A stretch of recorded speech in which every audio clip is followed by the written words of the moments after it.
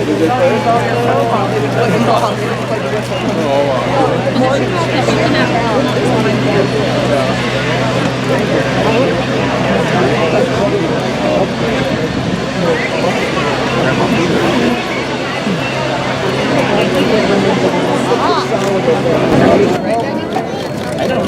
don't think so.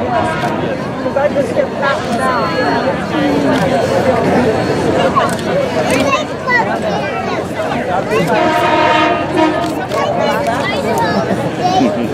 See all those windows? That's for people, right?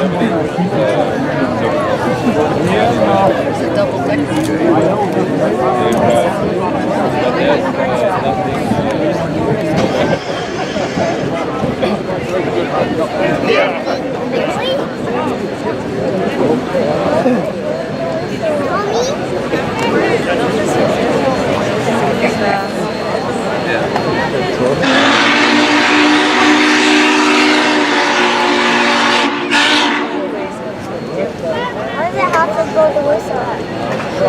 You're here.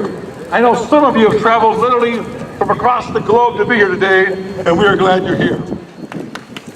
Also, I want to say thank you for the city of Ogden. Although a little breezy, almost a perfect Chamber of Commerce day, I know the mayor's been all morning, and we thank you for your hospitality. We are going to start today's program with the national anthem in presentation of our colors. We have Ogden's own Katie Barton here, who is going to sing the national anthem in a moment, before her hometown here in Ogden. But with her will be Union Pacific's Honor Guard.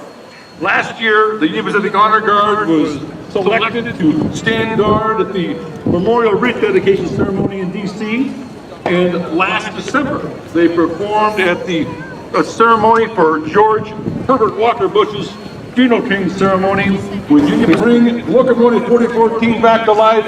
Lance, the microphone is yours. Thank you very much, Scott, and thank you, City of Ogden. Thank you, Mayor Caldwell, and the 1,000 volunteers that are making today possible here in Ogden. Or should I call this Steamtown, USA? So let's get started. Let's get into what we're here for today. I want to introduce the celebrities of this morning.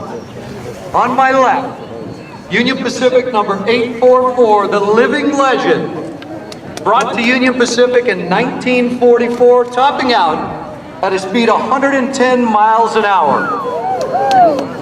Oh, come on, we can do better than that.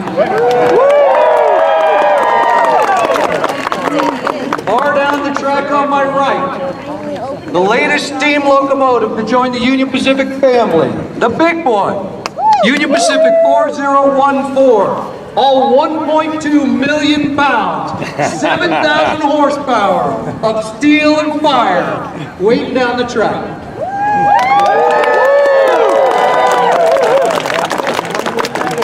So let's get started on why we're here today. Union Pacific 4014, responding to Chairman Lance French. Come in, over. I'm in position in front of your locomotive. We're ready for you to make a move. Are you ready? Over. UP 4014 is ready to proceed. Chairman Fritz, over.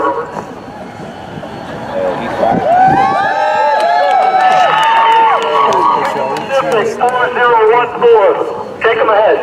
Over. Understood. Here we come. Union Pacific coming in. Here we come, sir.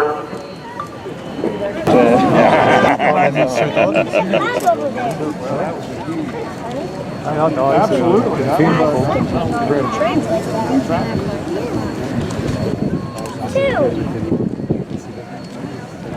I want to get this one.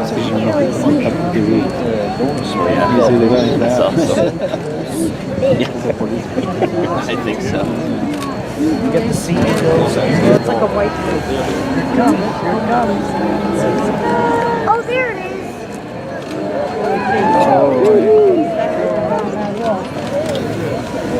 Wow. There he is, guys. Big Bang!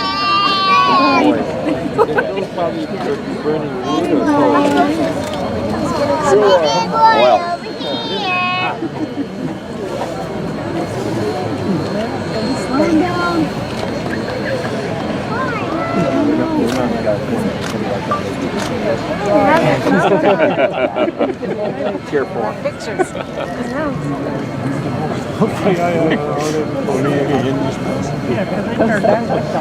There he is.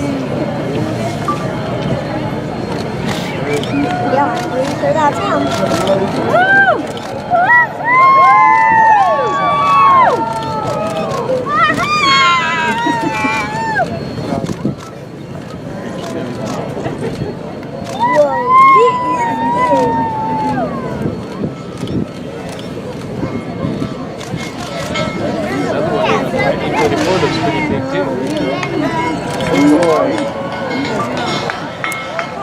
Much, Scott.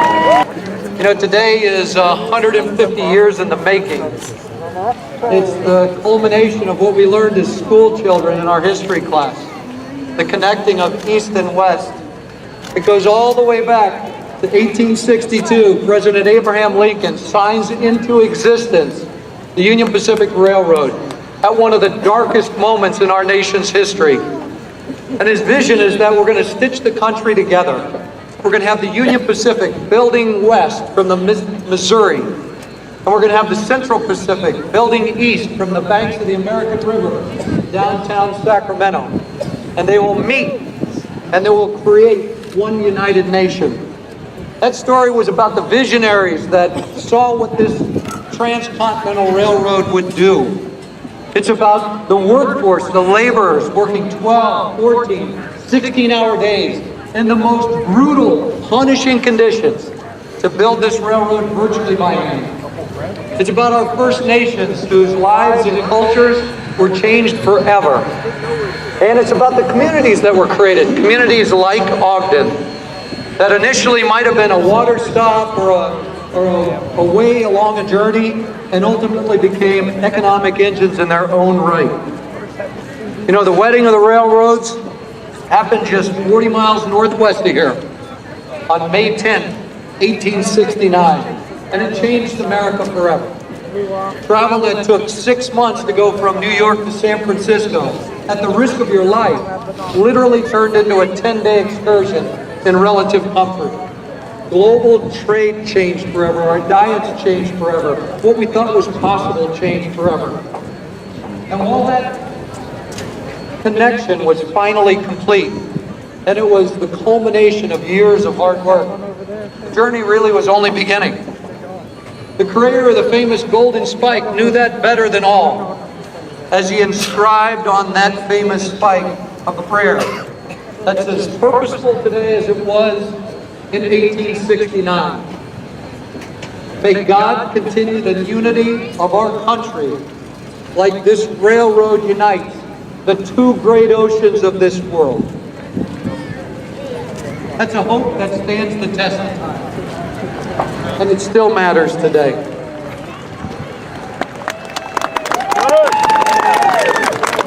The Union Pacific family, all women and men, all 40,000 of us, are humbled to be a part of our history, to be connected to our urban settings, to our golden valleys, to our purple mountains majesty.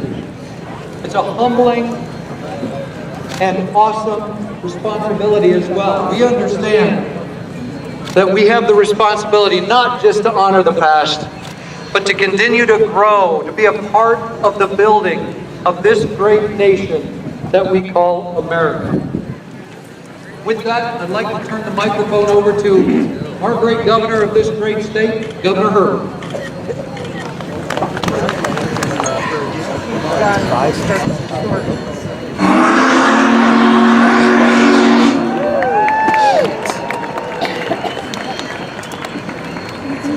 Okay, one last thing.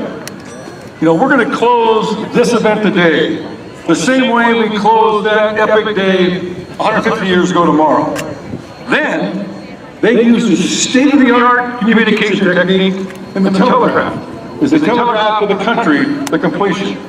At 2:27 p.m. that day, a telegraph from Promontory. Almost ready. Hats off. prayer is being offered. Chicago replies, we understand. All is ready in the east. At 2:47, the telegraph from Promontory was the simple word done. So please join me in using today's modern state-of-the-art communication and share your location that you're here today by using whatever social media channel you use and tagging this moment, #done.